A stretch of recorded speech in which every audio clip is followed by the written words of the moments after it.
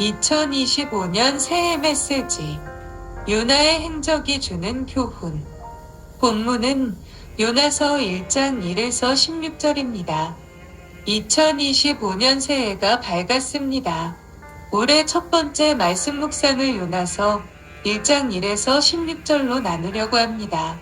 오늘 본문이 주는 교훈을 가지고 올 한 해를 어떤 마음으로 살아가야 하는지 생각하려고 합니다. 1절과 2절 상반절을 보겠습니다. 이는 요나가 누구인지에 대한 간략한 소개와 하나님의 말씀이 요나에게 임하였다는 것, 그리고 요나에게 니느웨로 갈 것을 명령하는 내용으로 되어 있습니다. 이 내용은 요나서가 왜 기록되었는지, 또 요나서를 통해 하시려는 말씀이 무엇인지를 알려주는 내용이라 할 수 있습니다. 요나서는 하나님께서 요나라는 선지자를 불러서 그에게 니느웨에 가서 감당할 사명을 주시고 그가 일시적으로 하나님의 명을 거부하지만 결국 그 일을 감당하여 니느웨의 죄악을 지적하고 마침내 니느웨가 회개에 이르게 된다는 내용으로 되어 있습니다. 니느웨는 비록 하나님의 백성들을 괴롭게 하는 이방 아수르의 수도이고 하나님을 믿지 않는 불경한 자들로 가득한 성읍이지만 그곳에는 좌우를 분별할 수 없는 사람들만 12만 명이나 되는 성읍으로 하나님이 그냥 멸절케 하기에는 가련한 성읍이었습니다. 따라서 그곳에 가서 회개를 선포하는 것은 하나님의 마음을 헤아려 알아야 할 선지자라면 기꺼이 해야 할 일이었습니다. 설사 요나 개인의 입장에서는 달갑지 않은 것이라 하여도 하나님의 명령에 절대 복종해야 할 하나님의 선지자로서 반드시 해야 할 일이었던 것입니다. 그러나 요나서 1장 1에서 16절은 요나가 불순종한 사실을 기록하고 있습니다. 2절을 보면 너는 일어나 저 큰 성읍 니느웨로 가서 그것을 향하여 외치라. 그 악독이 내 앞에 상달되었음이니라 하시니라라고 하였습니다. 하나님께서는 여기서 요나에게 그가 사역을 감당할 곳을 제시하시는데 그곳은 바로 니느웨였습니다. 니느웨는 열왕기서에서 소개하듯 아수르의 수도입니다. 아수르는 이스라엘을 여러 차례 침략한 적이 있는 선민의 적대 국가였습니다. 즉 선민에게 원수 나라였던 것입니다. 그런데 하나님께서는 요나에게 생각만 해도 치가 떨리는 그 나라를 위해 가서 선지자로서 하나님의 말씀을 전하라고 명하신 것입니다. 2절 하반절을 보면 하나님께서는 요나가 니느웨에 가서 당신의 뜻을 외쳐야 하는 이유를 말씀하십니다. 그것은 그들의 악독이 하나님 앞에 상달되었기 때문이라는 것이었습니다. 앞에서 말한 바 있듯 요나가 보냄을 받은 니느웨는 교만하며 잔인하며 폭력적인 나라 아수르의 수도였습니다. 그들은 하나님 앞에서 크게 범죄한 나라였고 결코 좌시할 수 없는 수준에까지 심히 부패하였고 타락하였던 것입니다. 그런데 하나님께서는 이러한 아수르의 수도 니느웨를 향하여 하나님의 심판을 선언하라고 명하신 것입니다. 요나는 이러한 하나님의 뜻 가운데 숨겨진 니느웨를 향한 자비와 긍휼을 발견하게 됩니다. 즉 그들로 하여금 회개의 기회를 주시려는 하나님의 마음을 그는 간파한 것입니다. 이는 실로 요나에게 있어 용납할 수 없는 일이었습니다. 그래서 그는 니느웨로 가지 않고 다시스라는 니느웨와는 정반대 방향을 향해 가게 된 것입니다. 다시 2절 말씀을 보시기 바랍니다. 하반절을 보면 하나님께서 니느웨의 악독이 당신 앞에 상달되었음을 지적하시는 내용이 나옵니다. 니느웨는 고대 아수르 제국의 도성이었습니다. 아수르는 이스라엘의 적대 국가일 뿐 아니라 당시 고대 근동의 초강대국으로 주변 모든 나라들에 대하여도 포악과 악행을 마음대로 일삼았습니다. 실제로 아수르 왕들은 그들이 정복한 백성들에게 극악한 일을 저지르는 것으로 악명이 높았습니다. 그들은 정복민들에게 못이 박힌 기둥에 매달고 그 희생자들을 산채로 말뚝을 박고 그 시체로 피라미드를 쌓기까지 하였다고 합니다. 그리고 당시 아수르 왕들은 도시들을 불태우고 전리품들을 약탈하고 그 포로민들을 강제 이주시키는 정책 등으로 전 국민들을 뿔뿔이 흩어지게 하여 아예 말살하고자 하였던 것입니다. 이를 하나님은 분명히 알고 계셨고 그들에게 심판의 메시지를 선포하기 위해 그의 선지자 요나를 사용하신 것입니다. 3절을 보면 그러나 요나가 여호와의 얼굴을 피하려고 일어나 다시스로 도망하려 하여 욥바로 내려갔더니 마침 다시스로 가는 배를 만난지라 여호와의 얼굴을 피하여 그들과 함께 다시스로 가려고 베삭셀주고 배에 올랐더라라고 하였습니다. 여기서 여호와의 얼굴은 비유적인 표현으로 하나님의 임재를 뜻합니다. 그리고 요나가 가고자 했던 다시스는 팔레스틴 땅을 중심으로 동쪽 편에 위치한 니느웨와는 정반대인 서쪽에 있는 곳이었습니다. 요나는 하나님을 피해 숨으려고 최대한 목적지와 먼 다시스로 가고자 배삭을 주고 배에 탄 것입니다. 물론 우리가 알듯 요나가 하나님의 얼굴을 피하려 하였지만 그는 결코 하나님을 피할 수 없었습니다. 왜냐하면 하나님께서는 편재하신 분이며 안 계신 곳이 없기 때문입니다. 그러나 그가 이처럼 불순종함으로 인하여 그와 하나님 사이의 영적인 거리는 점점 멀어질 수밖에 없었습니다. 그렇다면 이처럼 요나가 하나님과 거리를 두고 하나님의 뜻과 상반된 방향으로 간 결과가 무엇입니까? 요나 자신이 품었던 뜻을 어느 정도 이룰 수 있었습니까? 그렇지 않습니다. 그는 우리가 알듯 이 일로 하나님의 심판의 풍랑을 맞아야 했고 그로 인해 하나님을 알지도 못하는 선원들에게 지탄을 받아야 했으며 결국에는 풍랑이는 바다에 던져져야만 하였습니다. 4절을 보면 여호와께서 큰 바람을 바다 위에 내리심에 바다 가운데에 큰 폭풍이 일어나 배가 거의 깨어지게 된지라고 하였습니다. 여기서 큰 바람이란 배를 산산조각 낼 수도 있는 큰 폭풍을 의미합니다. 이러한 본문 가운데 우리가 주목해야 할 표현이 있습니다. 그것은 여호와께서 내리심에 라는 표현입니다. 폭풍이 불 당시 요나는 하나님의 명을 어기고 불순종을 고집하며 배 가장 아래 내려가 잠에 빠져 있었지만 잠에서 깨어 사건의 전후를 들은 후 그는 이 모든 일이 어떻게 해서 일어난 것인지를 정확하게 인식하였던 것입니다. 바로 그처럼 정확한 인식에 근거해 본문에서 요나는 그처럼 두렵고도 공포스런 풍랑이 다름 아닌 하나님으로 말미암은 것임을 분명한 어조로 고백하고 있는 것입니다. 이처럼 본문에 묘사된 현실적 상황은 일면 우리가 살아가는 인생의 면모를 잘 반영해주는 것이라고 할 수 있습니다. 요나가 처음 다시스로 가는 배를 탔을 때와 같이 우리의 인생은 순풍에 도출된 배처럼 안전하게 항해할 때가 있는가 하면 사나운 풍랑이 일어 위태로운 항로를 지날 때도 있습니다. 더욱이 본문에서와 같이 인생에 큰 바람을 만나면 어쩔 줄 몰라 하는 것이 우리 인간의 연약함입니다. 어떤 사람은 건강 문제로, 어떤 이는 사업상의 문제로, 어떤 이는 사랑하는 이와의 갑작스런 헤어짐 등으로 크나큰 시련에 직면합니다. 그야말로 인생 항해에 큰 바람을 만나 괴로워하는 것입니다. 실직을 당하기도 하고 믿었던 사람에게 배신을 당하기도 합니다. 이런 일을 당하면 우리는 풍랑에 깨어질 듯한 배 위에서 공황 상태에 빠진 선원들처럼 허둥대거나 어쩔 줄 몰라 합니다. 5절을 보면 사공들이 두려워하여 각각 자기의 신을 부르고 또 배를 가볍게 하려고 그 가운데 물건들을 바다에 던지니라.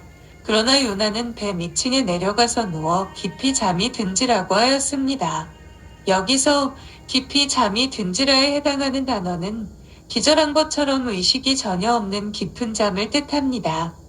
이것은 요나 스스로가 당시 자신이 육적으로 뿐만 아니라 영적으로 얼마나 깊은 잠에 들었는지를 보여주는 것이라 할 수 있습니다. 요나가 깊이 잠든 상황에서 배 갑판 위에서 벌어지는 장면은 거의 아수라장이라 해도 과언이 아니었습니다. 무시무시한 폭풍과 파도가 몰아치고 있었고 선원들은 자기 목숨을 위해 처절하게 몸부림치고 있었습니다. 그들은 하나같이 다 두려워하고 있었고 사망의 파도 앞에서 허둥대며 어찌할 줄 몰라 하고 있습니다. 그들의 마음은 스스로 보호하지 못하는 인간의 나약한 모습을 표출하는 것이라 할 수 있습니다. 사공들은 각각 자기의 신을 부르고 있습니다. 그러나 그것은 허무하고 무의미한 몸짓에 불과한 것이었습니다. 인간의 상상력과 손끝에서 만들어진 신이 무슨 도움을 줄 수 있겠습니까? 아울러 선원들은 배의 물건을 바다에 던졌습니다. 이는 폭풍에 배가 전복되지 않도록 배를 최대한 가볍게 하기 위한 조치입니다. 실로 그들은 자신들이 해야 할 모든 일을 다했지만 점점 더 위기는 커져만 갔습니다. 이러한 상황에서 참 하나님을 섬기는 요나가 어떻게 해야 하겠습니까? 그는 마땅히 깨어 그 배의 안전을 위해 하나님께 기도하며 선원들과 승선한 모든 사람들을 안심시켜야 하였습니다. 하지만 그는 모든 사람들이 깨어 부르짖으며 몸부림치며 사투를 벌이는 현장에서 잠들어 있었던 것입니다. 6절을 보면 선장이 나아가서 그에게 이르되 자는 자여 어찌니 일어나서 내 하나님께 구하라. 혹시 하나님이 우리를 생각하사 망하지 않게 하시리라 하니라라고 하였습니다. 여기서 보던 요나가 탄 배의 선장은 다른 신을 믿는 자이지만 요나에게 기도할 것을 강하게 요청합니다. 이러한 본문의 말씀은 일면 선장의 입술을 통해 하나님께서 요나에게 하시는 말씀이라고도 할 수 있습니다. 요나는 니느웨 구원을 위해 그곳에 가서 하나님 말씀을 전파하고 그곳을 위해 기도해야 하였습니다. 본서는 그가 우여곡절 끝에 요나가 그 사명을 감당함으로 니느웨가 회개에 이르렀고 구원받았음을 지적하고 있습니다. 아울러 가깝게는 요나가 나서서 문제 해결의 길을 제시하므로 그가 탄 배의 모든 사람들을 구원하는 일을 이루었음을 보여주고 있습니다. 이는 일면 요나가 하나님 앞에서 선원들을 위한 중보사역을 수행한 결과라고도 할 수 있을 것입니다. 이러한 요나의 중보사역은 성도가 세상을 향해 감당할 중보사역을 대변하는 것이라고도 할 수 있습니다. 그리고 그러한 요나의 중보사역이 난파의 위기에 처한 배와 그 배에 탄 사람을 구원의 자리에 세우고 자원함으로 감당한 일은 아니었지만 니느웨를 향한 중보사역이 수십만의 니느웨 사람들을 구원의 자리에 세운 것처럼 성도의 중보사역, 세상을 위한 중보기도는 멸망을 향해 나아가는 사람들을 구원에 이르게 할 만큼 위대한 힘이 있습니다. 실로 세상 그 무엇으로도 사람들을 사망에서 생명으로 이끌 수 없지만 성도의 중보사역은 그런 역사를 이루고도 남음이 있는 것입니다. 7절을 보면 그들이 서로 이르되 자 우리가 제비를 뽑아 이 재앙이 누구로 말미암아 우리에게 임하였나 알아보자 하고 곧 제비를 뽑으니 제비가 요나에게 뽑힌지라고 하였습니다. 폭풍으로 인해 큰 위험에 빠진 사공과 배에 승선한 승객들은 이 폭풍이 자연적인 재해가 아니라 특별한 이유와 원인이 있는 재앙일 수 있다고 생각하게 됩니다.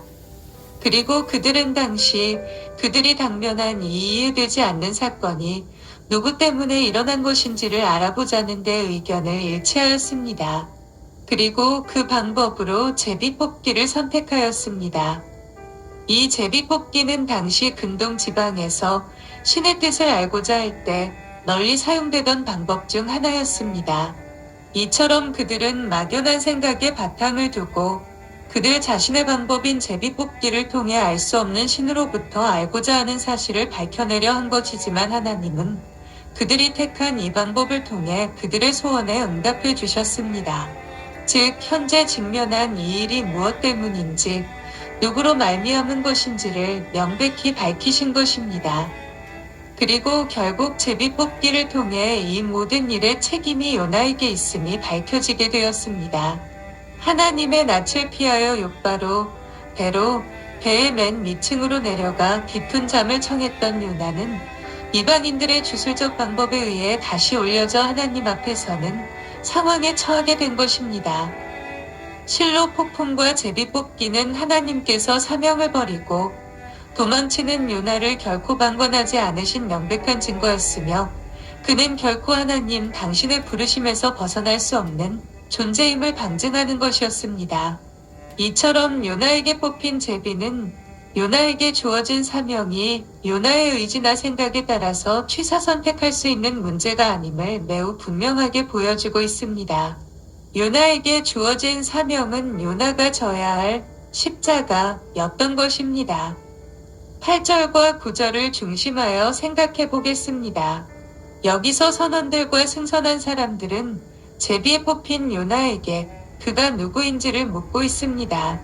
그들이 이러한 질문을 한 것은 앞서도 지적한 것처럼 요나가 지금의 재난과 모종의 관련이 있을 거라 생각했으며 거기서 문제 해결의 실마리를 발견코자 하는 의도에 따른 질문이었을 것입니다. 이러한 그들의 질문에 대한 요나의 대답은 나는 히브리 사람이요 바다와 육지를 지으신 하늘의 하나님 여호와를 경외하는 자로라 였습니다.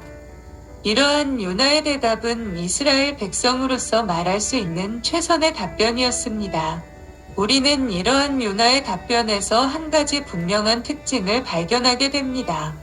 그것은 바로 하나님과 관계하에서 그 자신을 소개하고 있다는 것입니다. 다시 말해 요나는 하나님과 관계하에 자기 정체성을 확인했던 것입니다. 이러한 본문의 내용은 성도가 자기 정체성을 어떻게 확인할 수 있는지, 어떻게 할 때 자기를 바르게 이해할 수 있는지를 엿볼 수 있는 내용이기도 합니다. 사람은 자기 정체성을 바르게 확인할 때 바른 행동을 취할 수 있고 바른 삶을 살 수 있습니다. 자기 자신이 누구인지를 아는 것은 인생을 어떻게 살아야 하는지에 대한 근본적인 방향을 결정짓는 것이기에 절대적인 중요성을 갖습니다.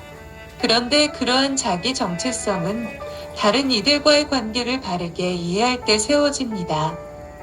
아버지는 자녀와 아내와의 관계하에서, 어머니는 자녀와 남편과의 관계하에서, 자녀는 부모님과 형제들, 자매들과의 관계하에서 자기 정체성을 확인하며 그런 자기 정체성을 바르게 확인할 때 가정 내에서 각각의 역할에 충실하게 마련입니다.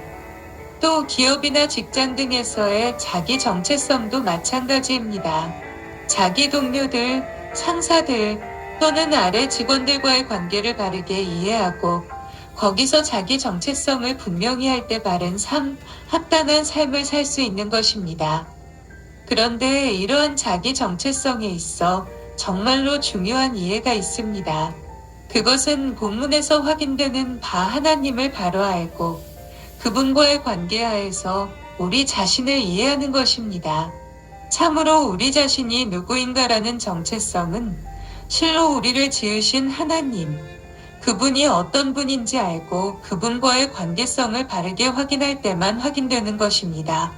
그리고 그러한 이해가 선행될 때 참으로 바른 삶, 합당한 삶을 살 수 있는 것입니다.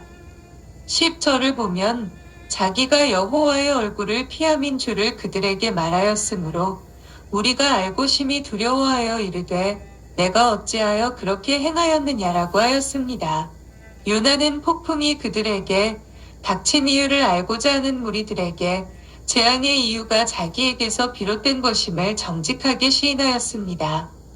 아마도 이러한 그의 대답은 생명의 위험 가운데 놓인 무리들의 분노를 사기에 충분한 답변일 것입니다.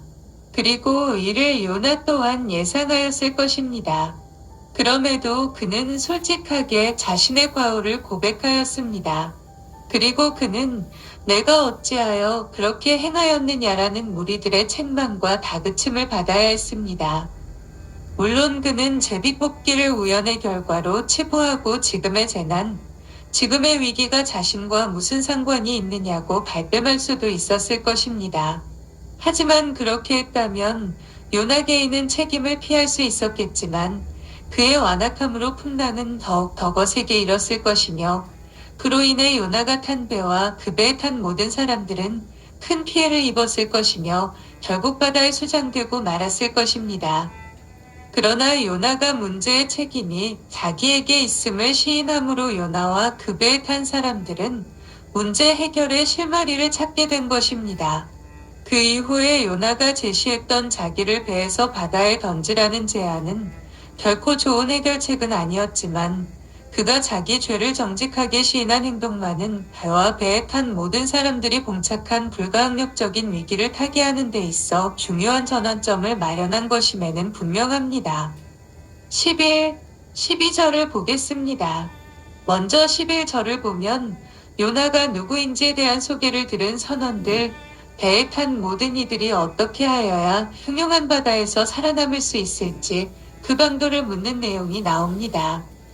이어지는 12절에서는 이에 대한 해답으로 요나가 자신을 바다에 던지라고 요구하며 그렇게 하면 바다가 그들을 위해 잔잔해질 것을 확언하는 내용이 나옵니다. 물론 이러한 본문 가운데 요나가 제안한 방편은 그다지 적실하지 않은 것이라 할 수 있습니다. 보다 나은 방편은 앞서 지적한 것처럼 그가 자기 잘못을 하나님께 철저히 자복하고 회개하며 하나님의 뜻과 역행하였던 반역의 길을 돌이켜 자기가 본래 가야 할 사명의 길을 가겠다고 하나님 앞에 서원하고 하나님께 이 풍랑을 잔잔케 해달라고 간구하는 것입니다. 이처럼 최선의 길을 선택하지는 않았지만 그럼에도 불구하고 요나가 자기가 일으킨 문제에 대해 자기를 배에서 던져 물에 빠뜨리라고 요구하는 면모를 통해 우리는 한 가지 긍정적인 교훈을 생각할 수 있습니다. 그것은 그가 자기가 일으킨 문제에 대해 자기 목숨까지 걸고라도 스스로 책임지려 했다는 점입니다. 이러한 요나의 면모를 통해 유추되는 문제에 대해 책임지는 자세는 오늘 우리의 삶 속에서도 재현되어야 할 합당한 삶의 면모라 할 수 있습니다. 13절을 보면 그러나 그 사람들이 힘써 노를 저어 배를 육지로 돌리고자 하다가 바다가 그들을 향하여 점점 더 흉흉함으로 능히 못한지라라고 말씀하고 있습니다. 배에 승선한 무리들은 요나의 고백을 통해 폭풍이 천지를 지으신 하나님으로부터 비롯된 것임을 알게 되었습니다. 그리고 그 원인은 바로 요나의 불순종에 있었던 사실도 알게 되었습니다. 그런데 문제는 요나와 배에 승선한 다른 무리들이 제시한 문제 해결의 방법입니다. 앞선 12절에서 요나는 이에 대해 자신을 바다에 던지라고 말하였습니다. 이는 자신의 잘못에 대한 책임감에서 비롯된 것이지만 올바른 해결책이라고 할 수 없는 것이었습니다. 이러한 요나의 말을 들은 무리들은 생명을 죽이는 일만은 막아보고자 다시 합심하여 배를 육지로 돌리고자 하였습니다. 이들이 이처럼 행한 이유는 무엇일까요? 아마도 그들은 생명을 희생시켜서 자신들의 목숨을 구하고자 하는 비윤리적 행위를 원치 않았기 때문일 것입니다. 더 나아가 요나를 바다에 빠뜨리기 전 하나님께 두려움으로 기도했던 내용에서 알 수 있듯이 폭풍을 일으키신 하나님의 사람 요나를 바다에 빠뜨림으로 하나님의 진노를 더욱 크게 할 수 있을지도 모른다는 두려움이 있었기 때문일 수도 있습니다. 그들의 뜻이 어떠했든지 간에 그들이 제시한 해결책 또한 하나님 앞에서 바른 해결책은 아니었습니다. 그럼에도 그들은 자신이 옳다고 생각하는 일에 합심하여 최선의 노력을 다함으로 원하는 결과를 얻고자 하였던 것입니다. 14에서 16절을 중심으로 은혜를 나누도록 하겠습니다. 배에 승선했던 무리들은 폭풍의 원인이 자신에게 있음을 고백하고 자신을 바다에 던지라는 요구를 거절하고 최선을 다해 배를 육지로 돌리고자 하였습니다. 그러나 그들은 곧 그것이 불가능하며 오히려 상황을 악화시켰음을 알게 되었습니다. 그리고 결국 요나의 요구대로 그를 바다에 던지기로 결정합니다. 그러나 그들에게는 여전히 폭풍을 일으키신 요나의 하나님께서 요나를 바다에 던져 죽게 한 일로 그들 자신에게 진노를 바라시지 않을까 하는 두려움이 있었습니다. 그리하여 그들은 여호와 하나님께 무죄한 피를 우리에게 돌리지 말라고 간구합니다. 그리고 주 여호와께서는 주의 뜻대로 행하심이니이다라고 고백하면서 이 모든 것이 하나님의 뜻에서 비롯된 것임을 고백합니다. 즉 폭풍이 일어난 것도 요나가 제비에 뽑힌 것도 그리고 요나가 바다에 던져지는 것도 하나님의 뜻에서 비롯된 것이라고 말하고 있는 것입니다. 그러나 이는 그들의 영적 무지에서 비롯된 것이었습니다. 거역하는 요나에게 폭풍을 보내신 것도 배 가장 밑층에서 잠자던 그를 끌어내어 하나님 앞에 세우신 분도 하나님이시지만 그를 바다에 던져 죽게 하시는 것은 결코 하나님의 뜻이 아니었습니다. 그럼에도 여전히 하나님 앞에서 완고했던 요나의 말만 믿고 하나님에 대한 이해가 부족했던 이들 이방인들은 이조차 하나님의 뜻이라 믿게 된 것입니다. 그래서 이를 이유로 들어 자신들을 멸망시키거나 요나의 피를 자신들에게 돌리는 일만큼은 하지 말아달라고 간구하고 있는 것입니다. 여러분, 이들이 누구입니까? 불과 얼마 전까지만 해도 자신이 섬기던 우상에게 폭풍을 멈추게 해달라고 요청했던 자들이었습니다. 그런 그들이 이제 요나가 섬기는 참 신이신 여호와 하나님의 존재를 기억하고 그분께 간구를 드리고 있는 것입니다. 그렇다고 그들이 하나님을 확실히 믿었던 것도 아니었고 그분이 어떤 분인지 알게 된 것도 아니었습니다. 단지 재앙을 피하고자 하는 마음에서 드려진 무지하고 미숙한 영적 옹알이와도 같은 기도를 하나님께 드렸던 것입니다. 그런데 15절을 보면 이러한 기도를 마친 무리가 요나를 들어 바다에 던졌을 때 바다가 뛰노는 것이 곧 그쳤다고 말씀합니다. 이처럼 바다가 뛰노는 것이 그친 이유는 여러 가지로 생각할 수 있습니다. 그러나 분명한 사실은 하나님께서는 미숙하고 무지한 이방인 무리의 기도에 응답하셨다는 사실입니다. 그 표징으로 하나님께서는 요나가 바다에 빠지자 곧바로 폭풍을 멈추게 하셨던 것입니다. 우리는 여기서 중요한 사실을 발견하게 됩니다. 그것은 하나님은 불완전하고 때론 미숙하고 연약한 인간의 믿음에 대해서도 반응하시고 그러한 상태로 드려지는 간구 또한 귀하게 여기신다는 사실입니다. 그리고 이를 통하여 이들 모든 무리가 하나님의 백성이 된 것처럼 우리 인생을 육적으로 뿐만 아니라 영적으로 구원을 받는 놀라운 역사를 이루어 주십니다. 오늘날 이 시대를 사는 성도의 모습을 보십시오. 그들 중에는 때로 악하고 무지하고 때론 미신적이고 기복적인 신앙으로 하나님을 대하는 자들이 있습니다. 이는 결코 하나님께서 기뻐하시는 모습은 아닙니다. 그러나 하나님께서는 그러한 인간의 불완전한 믿음을 외면치 않으시고 이에 응답하시며 이를 통하여 믿음을 소생시키시고 새로운 변화의 역사를 이루어 주시는 것입니다. 이것이 바로 우리를 향한 하나님의 사랑이며 은혜임을 기억해야 할 것입니다.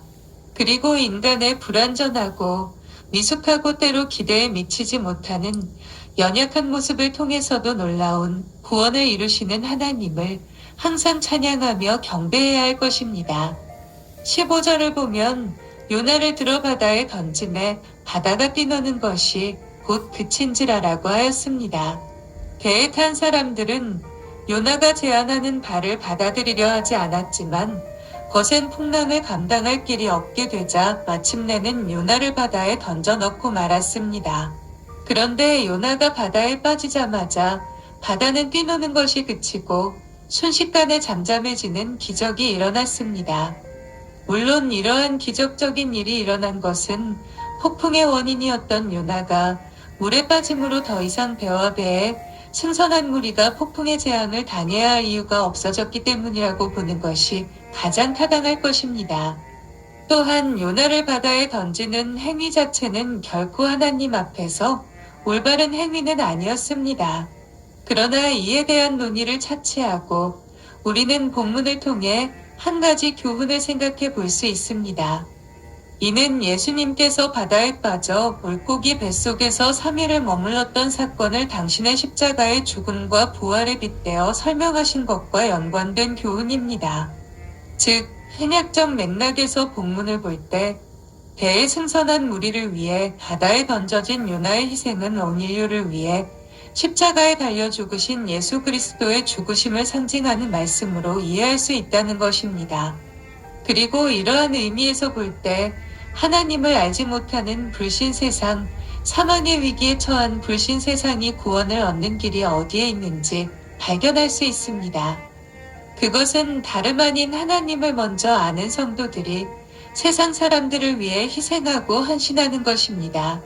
이러한 희생과 헌신이 전제될 때에만 생명구원의 역사가 가능한 것입니다. 이런 의미에서 사도 바울은 영혼구원을 위하여 자신이 사도로서 받아야 할 모든 권리를 포기하고 오히려 종이 되어 영혼들을 섬길 것이라고 고백한 바 있습니다. 여러분, 생명구원은 바로 이 같은 방편을 통해서만 이루어집니다. 실제 그 목숨을 내놓고 자기를 완전히 희생하는 것만 아닙니다. 사람들에게 찾아가 예수를 전하는 것, 그들이 예수 그리스도를 믿도록 그리스도의 사랑을 그들에게 실천하는 것, 그들의 멸시와 모욕, 조소와 비난, 무관심 등의 끝까지 인내하고 사랑으로 관용하는 것, 그들에게 크고 작은 도움의 손길을 베풀고 나눔과 함께함을 실천하는 것, 어느 하나 희생과 헌신과 무관한 것이 없습니다. 여러분, 그렇다면 우리들은 얼마나 희생하고 헌신하십니까? 우리들이 진정 헌신하고 희생할 때 사망의 그림자로 가득한 세상의 생명의 빛, 구원의 서광이 비춰질 것이며 그러한 희생과 헌신을 통해 생명구원이라는 영광스러운 역사가 펼쳐질 것입니다. 인자가 온 것은 섬김을 받으려 함이 아니라 도리어 섬기려 하고 자기 목숨을 많은 사람의 대속물로 주려 함이니라.